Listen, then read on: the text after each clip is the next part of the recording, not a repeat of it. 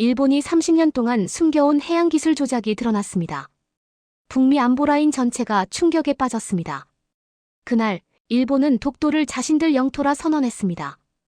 해상전력을 동해로 투입했습니다. 한국은 단 한 줄의 성명도 내지 않은 채 조용히 움직였습니다. 저는 NATO 기술 분석가로서 그 침묵의 이유를 확인하기 위해 한국에 왔습니다. 그곳에서 세계가 몰랐던 한국의 감시체계와 기록의 힘을 목격했습니다. 72시간 뒤 일본과 미국은 전혀 다른 결론에 도달하게 됩니다. 그 결정적 순간을 지금 공개합니다. 그 전에 구독과 좋아요를 눌러주셔서 우리나라가 역시 일본보다 한 수위임을 증명하는 이 영상을 널리 퍼뜨려주세요. 그리고 독도는 우리 땅이라고 생각하신다면 독도는 우리 땅이라고 댓글에 남겨주세요. 그리고 어디서 듣고 계신지도 댓글로 남겨주세요. 우리나라 대한민국 국민은 하나로 연결됩니다.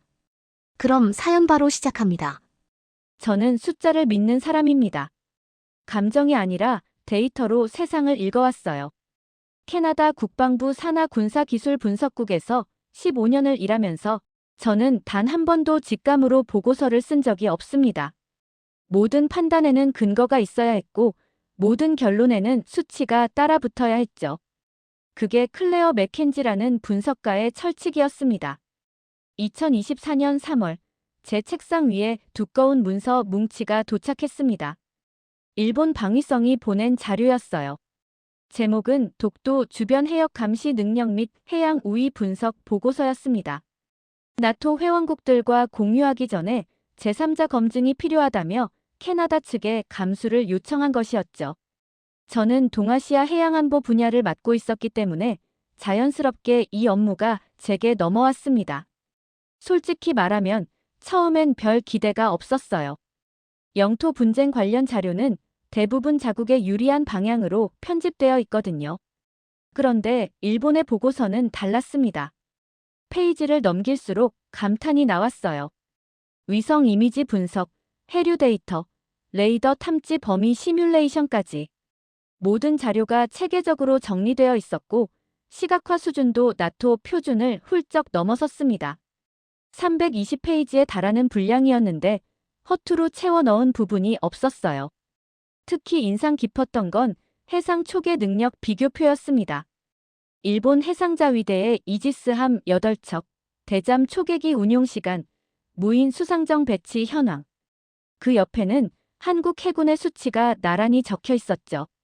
일본 측 자료에 따르면 한국의 독도 주변 감시 능력은 일본의 65% 수준에 불과했습니다. 저는 그 숫자를 꼼꼼히 확인했어요. 출처도 명시되어 있었고 계산 방식도 논리적으로 보였습니다. 의심할 이유가 없었습니다. 저는 이틀에 걸쳐 보고서 전체를 검토했고 수정 의견 없이 승인 도장을 찍었어요.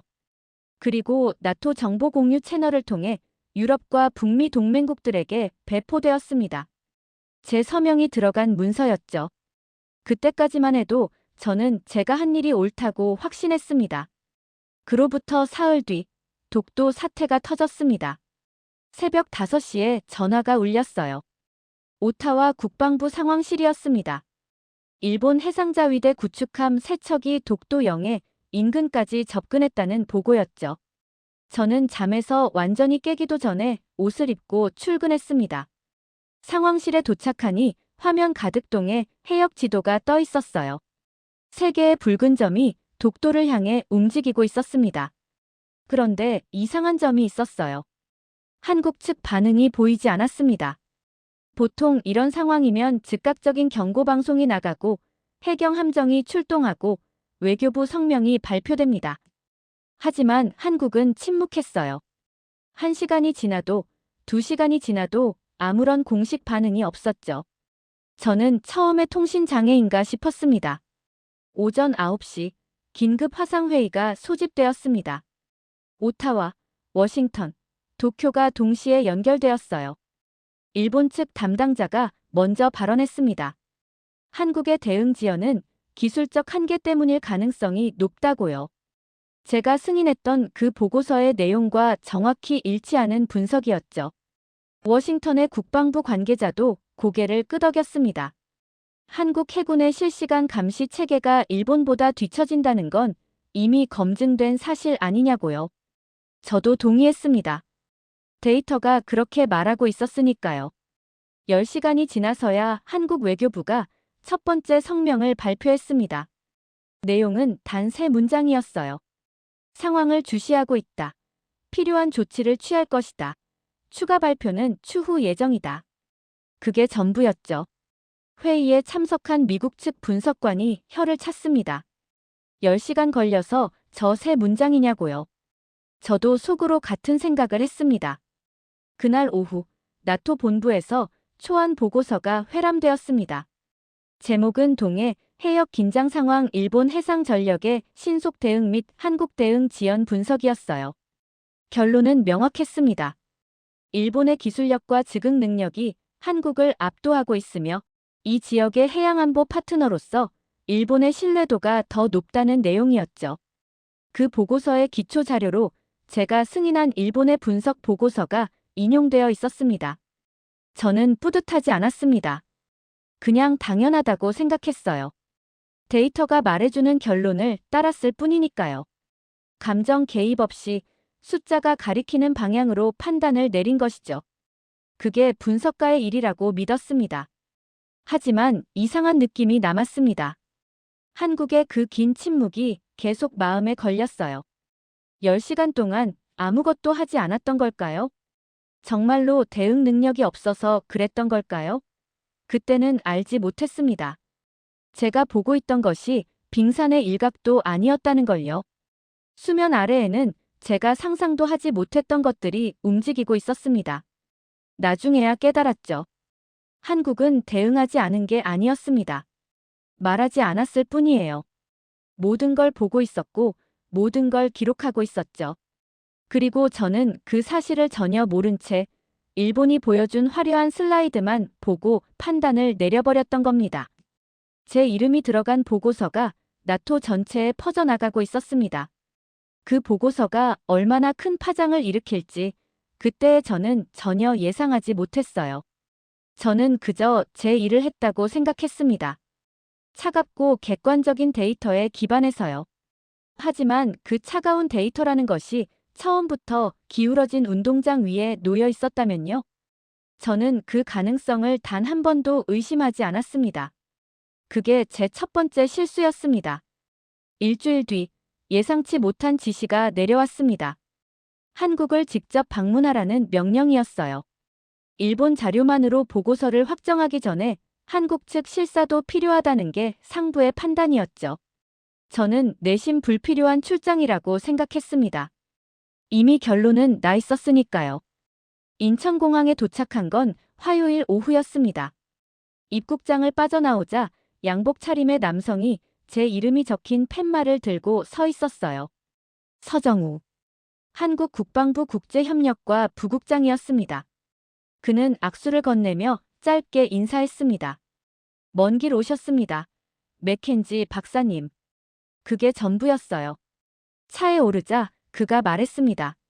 서울에서 브리핑을 준비했는데 일정을 바꿔도 되겠냐고요.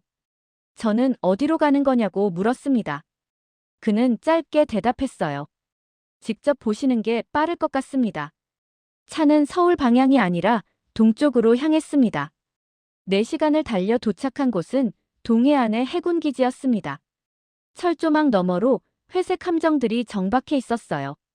보여주기식 군대의 긴장된 분위기를 예상했는데 이상하게도 그렇지 않았습니다. 병사들은 저를 힐끗 보고 지나갔고 장교들은 묵묵히 자기 일을 하고 있었죠. 조용하지만 단단한 규율. 그게 제 첫인상이었습니다. 서정우 부국장이 저를 지하로 안내했습니다. 엘리베이터가 3층을 내려가자 거대한 공간이 나타났어요. 통합 감시센터였습니다.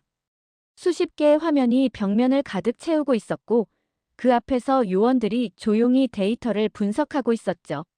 중앙 스크린에는 동해 전역의 실시간 해상 상황이 펼쳐져 있었습니다.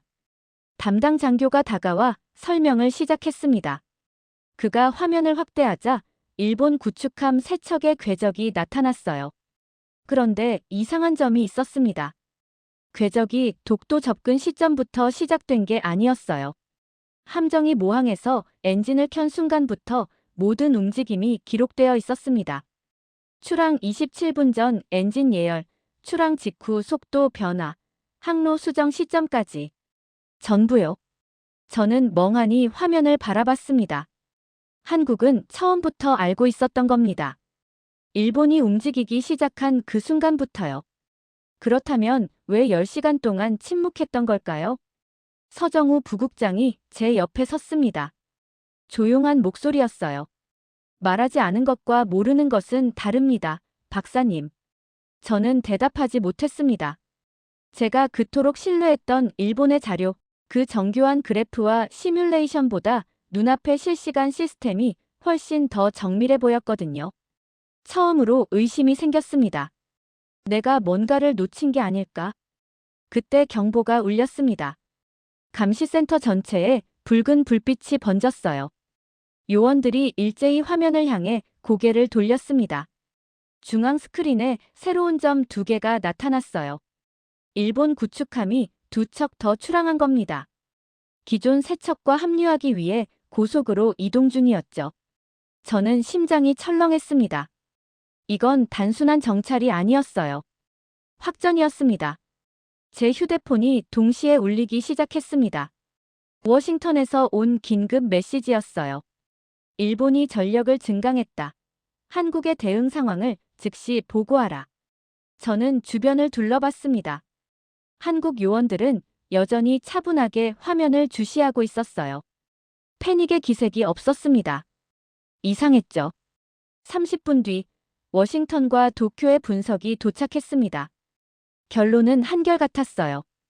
한국의 침묵을 허점으로 본 일본이 압박 수위를 높인 것이라고요. 미국 국방부는 한국 방어망이 일본의 고속 전개를 따라가지 못하는 것 아니냐고 의심했습니다. 유럽 동맹국들도 동요하기 시작했어요. 제가 승인했던 그 보고서가 다시 인용되고 있었습니다. 죄책감이 밀려왔습니다. 북미와 유럽의 군사 네트워크가 일본 쪽으로 기울어가고 있었어요. 그 기울기의 시작점에 제 서명이 있었죠. 저는 서정우 부국장을 바라봤습니다. 그는 여전히 화면을 보고 있었어요. 표정 하나 변하지 않았습니다. 왜 이렇게 침착한 거죠? 저는 물었습니다. 그가 천천히 고개를 돌렸어요. 아직 보실 게 남았습니다, 박사님. 그때 누군가 감시센터로 들어왔습니다. 해군 대령 계급장을 단 중년의 남성이었어요. 이도현. 해군 장비 개발단 책임자라고 자신을 소개했습니다. 그는 제게 악수를 건네며 말했어요.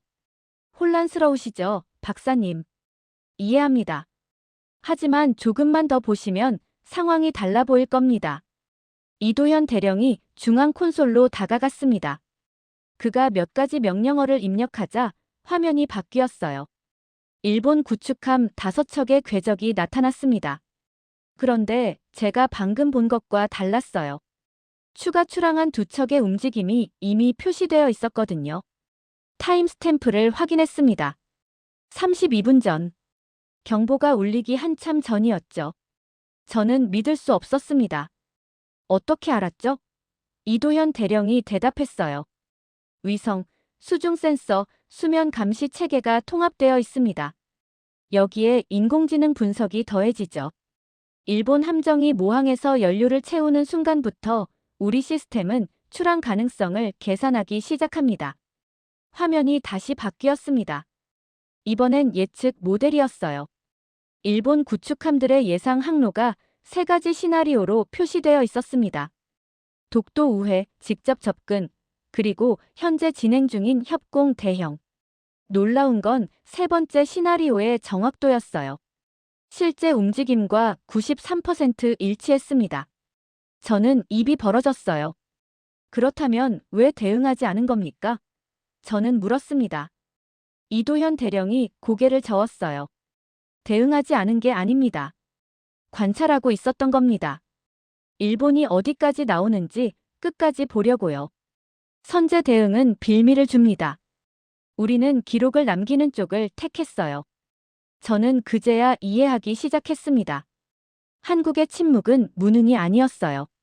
전략이었습니다. 일본이 스스로 한계를 드러내도록 기다린 것이죠. 그 사이 모든 움직임은 초 단위로 기록되고 있었고요. 화면 한쪽에 새로운 데이터가 떴습니다. 일본 구축함들의 통신 패턴 분석이었어요. 암호화된 교신 내용은 알 수 없었지만 주파수 변화와 송신 빈도만으로 지휘 체계의 혼란을 읽어낼 수 있었습니다. 이도현 대령이 설명했어요. 저들은 우리가 모른다고 생각하고 있습니다. 그게 우리의 가장 큰 이점이에요. 저는 가방에서 노트북을 꺼냈습니다. 일본이 보낸 보고서를 다시 열었어요. 그 정교해 보이던 그래프들, 화려한 시각 자료들. 이제는 달라 보였습니다. 일본의 자료는 자신들이 보여주고 싶은 것만 담고 있었어요. 하지만 한국의 시스템은 상대가 숨기고 싶어 하는 것까지 보고 있었죠. 제 보고서가 잘못된 기초 위에 세워졌다는 걸 직감했습니다. 저는 데이터를 믿는다고 했지만 정작 데이터의 출처는 의심하지 않았어요. 일본이 건네준 숫자만 받아들였을 뿐 그 이면은 들여다보지 않았던 겁니다. 이도현 대령이 말했습니다. 위기라고 보이시죠? 저는 고개를 끄덕였어요. 그가 미소 지었습니다. 우리 입장에서는 통제 범위 아닙니다. 걱정하지 않으셔도 됩니다. 그 말에 담긴 자신감이 허세가 아님을 저는 이미 알고 있었습니다. 한국은 보여주는 것보다 훨씬 강했습니다. 국제회의의 긴장감 속에서 클레어는 한국 대표단의 미흡한 발표를 지켜보며 깊은 우려를 느꼈다. 화려한 멀티미디어와 치밀한 법적 근거로 무장한 일본 대표단과 달리 한국 대표단은 단순한 원본 기록과 실물 증거만을 내세웠다. 회의장의 분위기는 차갑고 냉소적이었으며 주변 국가 대표들은 한국의 입지가 매우 약해 보인다고 판단했다. 이틀 뒤, 저는 제네바에 있었습니다. 국제해양협력회의가 열리는 UN 본부였어요. 독도 사태 이후 긴급 소집된 자리였죠. 회의장에는 30개국 이상의 대표단이 모여 있었습니다. 저는 캐나다 대표단 뒤편에 앉아 노트북을 펼쳤어요. 한국에서 본 것들이 계속 머릿속을 맴돌았습니다. 일본 대표단이 먼저 발표했습니다. 압도적이었어요. 대형 스크린에 3차원 해역 시뮬레이션이 펼쳐졌습니다. 일본 해상자위대의 초계 범위, 이지스함의 탐지 반경, 무인 정찰기의 비행 궤적까지 모든 게 매끄럽게 연결되어 있었죠. 영상미도 뛰어났어요. 할리우드 다큐멘터리 같았습니다. 발표자는 유창한 영어로 국제법 조항들을 인용했습니다. 유엔 해양법 협약, 배타적 경제 수역 규정, 과거 국제사법재판소 판례까지 준비가 완벽했어요. 중간중간 그래픽이 바뀔 때마다 회의장 여기저기서 감탄사가 터져 나왔습니다. 각국 대표들이 고개를 끄덕이는 게 보였어요. 저는 가슴이 답답해졌습니다. 일본의 발표 자료 곳곳에서 제가 승인했던 보고서의 흔적이 보였거든요. 한국 해군 대비 일본의 우위를 보여주는 그래프, 감시 능력 비교표. 제 서명이 들어간 문서가 이 자리에서 다시 무기로 쓰이고 있었습니다. 일본 발표가 끝나자 박수가 쏟아졌습니다. 오래 지속됐어요. 의장이 한국 대표단에게 발언권을 넘겼습니다. 저는 긴장하며 지켜봤습니다. 한국이 뭘 준비했는지 궁금했거든요. 그런데 한국 대표단은 단출했습니다. 대표 1명과 보좌관 2명이 전부였어요. 그들이 가져온 건 낡은 서류 가방 하나였습니다. 스크린도 켜지 않았어요. 대표가 마이크 앞에 섰습니다. 프레젠테이션 없이 말로만 시작하겠습니다. 원본 자료 위주로 설명드리겠습니다. 회의장이 술렁였습니다. 몇몇 대표들이 서로 눈짓을 교환했어요. 방금 전 일본의 화려한 발표를 본 직후였습니다. 대조가 너무 극명했죠. 저도 솔직히 불안했어요. 이래서는 안 되는데 싶었습니다. 한국 대표가 서류 가방에서 문서철을 꺼냈습니다. 복사본 몇 장을 회람시켰어요. 그게 전부였습니다. 발표는 담담하게 이어졌지만 회의장 분위기는 점점 냉담해졌어요. 유럽 쪽 대표들은 노트북을 두드리거나 휴대폰을 확인하기 시작했습니다. 일본 대표단 쪽을 봤습니다. 그들은 미소 짓고 있었어요. 여유로운 표정이었죠. 옆자리에 미국 분석관이 제게 속삭였습니다. 한국이 너무 뒤처진 것 아닌가요? 저는 대답하지 못했습니다. 한국을 믿기 시작했지만 이 판세를 뒤집기는 어려워 보였습니다. 저는 체념에 가까운 기분으로 회의장을 바라봤어요. 20분이 지나자 분위기가 달라지고 40분이 지나자 일본 대표단이 서로 눈치를 보기 시작한다. 결정적 순간 클레어가 뒤에서 조용히 확인하던 태정관. 지령 사본에 자신이 일본 분석 보고서에서 보지 못했던 부분이 존재함을 깨닫는다. 일본의 발표는 원문 일부를 삭제하고 정리 요약만 보여준 조작된 자료였던 것. 회의장에 침묵이 흐르고 일본 대표단은 질문 공세를 견디지 못해 결국 사실을 인정한다. 진실의 힘은 화려한 수사가 아닌 원본 증거와 투명성에서 나온다. 클레어는 자신의 잘못된 분석이 국제사회를 오도했음을 깨닫고 전문가로서 가장 고통스러운 순간을 경험한다. 이 사건은 그녀의 학문적 여정에서 결정적인 전환점이 되어 진실에 대한 깊은 성찰과 윤리적 책임감을 일깨운다. 6장. 위기 해소. 이 조용한 기록이 거짓의 성벽을 무너뜨리다. 한국 대표가 첫 번째 문서를 펼쳤습니다. 누렇게 바랜 종이였어요. 1897년 대한제국 칙령 제41호. 울릉도와 독도를 강원도 관할로 명시한 공식 문서였습니다. 대표는 조용히 설명했어요. 원본은 서울국가기록원에 보관되어 있습니다. 이건 유엔공인 번역본입니다. 회의장은 여전히 냉담했습니다. 하지만 한국 대표는 개의치 않았어요. 두 번째 문서를 꺼냈습니다. 1877년 일본 태정관 지령. 일본 최고 행정기관이 울릉도와 독도는 일본과 관계없다고 명시한 문서였죠. 저는 귀를 의심했습니다. 일본 정부가 스스로 인정한 자료라고요? 세 번째 문서는 연합군 자료였습니다. 1946년 미군정이 작성한 독도 기상 관측 기록이었어요. 네 번째는 조선시대 지리지, 다섯 번째는 SCAPIN 문서. 문서가 쌓일수록 회의장 분위기가 달라지기 시작했습니다. 20분이 지나자 노트북을 두드리던 손들이 멈췄습니다. 휴대폰을 보던 대표들이 고개를 들었어요. 한국 대표의 목소리는 여전히 담담했습니다. 화려한 수사도 감정적 호소도 없었죠. 그저 문서의 출처, 작성자, 날짜, 시대적 맥락을 차분히 설명할 뿐이었습니다. 40분이 지나자 일본 대표단이 동요하기 시작했습니다. 서로 눈짓을 교환하고 뭔가를 속삭이는 게 보였어요. 저는 한국 측이 회람한 태정관 지령 사본을 다시 들여다봤습니다. 그리고 심장이 멎는 것 같았어요. 일본이 저에게 보냈던 보고서에도 태정관 지령이 인용되어 있었습니다. 하지만 원문 전체가 아니었어요. 핵심 구절이 빠져 있었습니다. 울릉도와 독도는 본방과 관계없다는 결정적 문장이 삭제된 채 정리 요약만 실려 있었던 겁니다. 저는 그걸 확인도 하지 않고 승인 도장을 찍었었죠. 손이 떨렸습니다. 제가 검토했던 그 정교한 보고서는 처음부터 조작된 자료였습니다. 영국 대표가 손을 들었습니다. 일본 측에 질문이 있습니다. 태정관 지령 원문과 귀측 보고서의 인용문이 다른 이유를 설명해 주시겠습니까? 회의장이 조용해졌어요. 모든 시선이 일본 대표단을 향했습니다. 일본 수석 대표가 일어섰습니다. 그의 얼굴이 굳어 있었어요.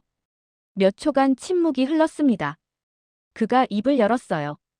편집 과정에서 일부 누락이 있었던 것 같습니다. 웅성거림이 퍼졌습니다. 누락이라고요? 프랑스 대표가 날카롭게 물었어요. 핵심 문장이 삭제된 걸 누락이라고 부르십니까? 저는 눈을 감았습니다. 제가 오도해왔던 겁니다. 일본의 화려한 포장에 속아서 국제사회 전체를 잘못된 방향으로 이끌었어요. 데이터를 믿는다고 했지만 정작 데이터를 조작한 쪽의 편에 서 있었던 겁니다. 한국 대표가 마지막 문서를 덮었습니다. 우리는 화려하게 포장하지 않았습니다. 원본을 가져왔을 뿐입니다. 회의장에 박수는 없었어요. 대신 무거운 침묵이 흘렀습니다. 그 침묵이 어떤 박수보다 강했습니다. 회의가 끝난 뒤 한국 대표단이 별도 브리핑을 요청했습니다. 소규모 회의실에 나토 핵심국 대표들만 초청되었어요. 저도 캐나다 측 분석관 자격으로 참석했습니다. 무엇을 보여주려는 건지 궁금했어요. 한국 대표가 스크린을 켰습니다. 이번엔 프레젠테이션이 있었어요. 제목은 독도 주변 통합 방어망 현황이었습니다. 첫 화면이 뜨자 회의실이 술렁였어요. 저도 숨을 멈췄습니다. 화면에는 동해, 전역을 아우르는 입체적 방어 체계가 펼쳐져 있었습니다. 위성 감시망, 수중 음향 탐지 센서, 해상 레이더, 공중 초계 경로까지 모든 게 실시간으로 연동되어 있었어요. 제가 동해 기지에서 봤던 시스템의 전체 그림이었습니다. 영국 무관이 물었습니다. 이게 실제 운용 중인 체계입니까? 한국 대표가 고개를 끄덕였어요. 지난 7년간 구축했습니다. 조용히요. 회의실에 탄식이 퍼졌습니다. 독일 대표가 중얼거렸어요. 우리보다 앞서 있군요. 저는 화면을 뚫어지게 바라봤습니다. 일본이 보여줬던 그 화려한 시뮬레이션보다 훨씬 정교했어요. 아니, 비교 자체가 무의미했습니다. 일본은 보여주기 위한 자료를 만들었고, 한국은 실제로 작동하는 체계를 구축해 놓았거든요. 그 주의 상황이 급변했습니다. 일본 내부에서 데이터 조작 사실이 추가로 폭로됐어요. 독도 관련 자료뿐 아니라 방위비 집행 내역, 기술 개발 보고서까지 허위 기재가 드러났습니다. 세계 언론이 일제히 보도했어요. 한국은 과시하지 않았고 일본은 과장했다. 그게 헤드라인이었습니다. 일본 방위 대신이 사임했습니다. 총리 지지율이 급락했어요. 도쿄 거리에서는 시위가 시작됐습니다. 자국민조차 정부를 신뢰하지 않게 된 거죠. 나토와 미국은 긴급 협의에 들어갔습니다. 이틀간의 회의 끝에 결론이 나왔어요. 한국 기술 신뢰도 최상위 등급 부여. 동아시아 해양안보 협력의 핵심 파트너로 한국을 지정한다는 내용이었습니다. 저는 새로운 보고서를 작성해야 했습니다. 이번엔 진실을 담은 보고서였어요. 키보드 위에 손을 올렸지만 첫 문장이 나오지 않았습니다. 한참을 고민했어요. 그리고 썼습니다. 한국은 분명히 말하지 않았지만 언제나 준비되어 있었다. 서명란에 제 이름을 적는 순간 눈물이 흘렀습니다. 부끄러움 때문이었어요. 저는 데이터를 믿는다고 했지만 정작 진짜 데이터는 보지 못했습니다. 화려한 포장에 속아서 조작된 숫자만 받아들였죠. 그 대가로 국제사회 전체가 잘못된 판단을 내릴 뻔했어요. 한국은 복수하지 않았습니다. 일본을 공격하는 대신 협력을 제안했어요. 동아시아 해양 평화를 위한 공동 감시 체계 구축안이었습니다. 품격이 달랐어요. 진짜 강한 나라는 이런 거구나 싶었습니다. 한국을 떠나기 전날 서정우 부국장에게서 연락이 왔습니다. 보여드리고 싶은 곳이 있습니다. 시간이 되시면요. 저는 승낙했어요. 솔직히 궁금했습니다. 마지막으로 뭘 보여주려는 걸까요? 차는 동해안을 따라 달렸습니다. 1시간쯤 지나 작은 건물 앞에 멈췄어요. 연합해양수호 추모실. 한국 전쟁 당시 유엔군과 국군을 함께 기리는 기념관이었습니다. 크지 않았어요. 소박한 건물이었죠. 하지만 안으로 들어서는 순간 공기가 달랐습니다. 벽면 가득 이름이 새겨져 있었습니다. 미국, 영국, 호주, 터키, 그리고 캐나다. 저는 천천히 걸으며 이름들을 훑었어요. 그때 한 이름 앞에서 발이 멈췄습니다. 로버트 맥켄지. 캐나다 공군 정비병. 외할아버지 이름이었습니다. 저는 믿을 수 없었어요. 외할아버지가 한국전에 참전했다는 건 알았지만 자세한 이야기는 들어본 적이 없었거든요. 가족들도 몰랐습니다. 할아버지는 전쟁 이야기를 한 번도 하지 않으셨어요. 그렇게 돌아가셨죠. 서정우 부국장이 서류 봉투를 건넸습니다. 저희 기록입니다. 열어보시겠습니까? 손이 떨렸어요. 봉투 안에는 사진이 있었습니다. 젊은 외할아버지가 비행기 앞에서 웃고 있었어요. 옆에는 한국인 정비사가 함께 서 있었습니다. 그게 전부가 아니었습니다. 교신 기록, 근무일지, 당시 수색작전 참여 내역까지. 집에서도 볼 수 없었던 기록들이 한국에 남아 있었어요. 70년이 넘는 세월 동안 보관되어 온 겁니다. 서정우 부국장이 조용히 말했습니다. 우리는 우리를 지켜준 사람을 잊지 않습니다. 저는 아무 말도 할 수 없었어요. 눈물이 앞을 가렸습니다. 다음 날 아침, 비행기에 오르기 전에 바다를 보러 갔습니다. 해가 뜨고 있었어요. 수천 년을 흘러온 바다였죠. 저는 메모장을 꺼내 적었습니다. 강한 나라는 목소리를 높이지 않는다. 증명할 준비를 해둘 뿐. 그리고 한국은 그 준비를 70년 동안 해왔다. 여러분은 언제 한국이 자랑스러우셨나요? 댓글로 나눠주세요. 좋아요와 구독 부탁드립니다.